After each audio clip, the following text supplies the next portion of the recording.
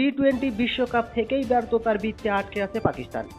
এবার এ থেকে বের হতে কানেকশন বা সংযোগ ক্যাম্পের আয়োজন করে পাকিস্তান ক্রিকেট বোর্ড পিসিবি। সোমবার কানেকশন ক্যাম্পে সাদা বলের অধিনায়ক বাবর ও লাল বলের অধিনায়ক শান মাসুদ সহ কেন্দ্রীয় চুক্তিতে থাকা ক্রিকেটাররা উপস্থিত ছিলেন।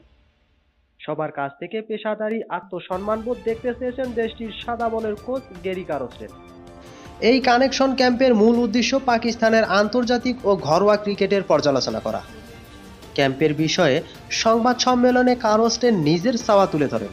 তিনি বলেন, কানেকশন ক্যাম্পের অংশ হয়ে দারুণ সময় কেটেছে। আমি মনে করি 3 সংস্করণেই পাকিস্তান ক্রিকেটের সর্বোচ্চ সাফল্য দেখতে চাওয়ার বিষয়ে আমরা সকলে একমত। আমরা আজ যেসব জিনিস করেছি দলের সেরাটা পেতে সাহায্য করবে। দল ও খেলোয়াড়দের পেশাদারির বিষয়ে যে কথা হয়েছে তা খুবই গুরুত্বপূর্ণ ছিল এবং তারা যে পেশাদার সেই প্রতিশ্রুতিও গুরুত্বপূর্ণ।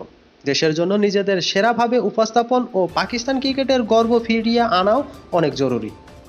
কারস্টেন সফল দল পাওয়ার জন্য নির্দিষ্ট একটা প্রক্রিয়া অনুসরণের গুরুত্বের কথা তুলে ধরেছেন। তিনি বলেন, আমরা সবাই সফল দল চাই, তাই তো? আমরা চাই আমাদের দল যেখানে খেলুক ভালো করুক।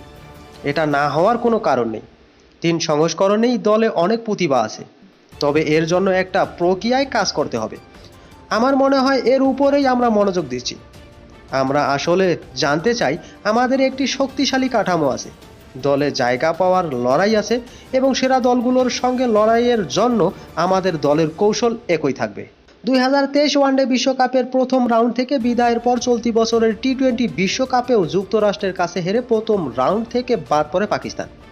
এরপর ঘরের মাঠে বাংলাদেশের বিপক্ষেও 2 ম্যাচের টেস্ট সিরিজে ধবলধোলাই হয়েছে তারা। ঘরের মাঠে টানা 10 টেস্টে জয়ের স্বাদ পায়নি দেশটি। শেষ পর্যন্ত পাকিস্তান ক্রিকেট টিম ব্যর্থতার দুয়ার থেকে ফিরে আসতে পারবে, সেটা অবশ্য দেখার অপেক্ষা। তো এই পাকিস্তান সম্পর্কে আপনাদের যদি কোনো মন্তব্য থাকে তাহলে অবশ্যই কমেন্টে জানাবেন। আর ভিডিওটি ভালো লাগলে লাইক এবং কমেন্ট করতে ভুলবেন না। সবাই ভালো থাকবেন, সুস্থ থাকবেন। আল্লাহ হাফেজ।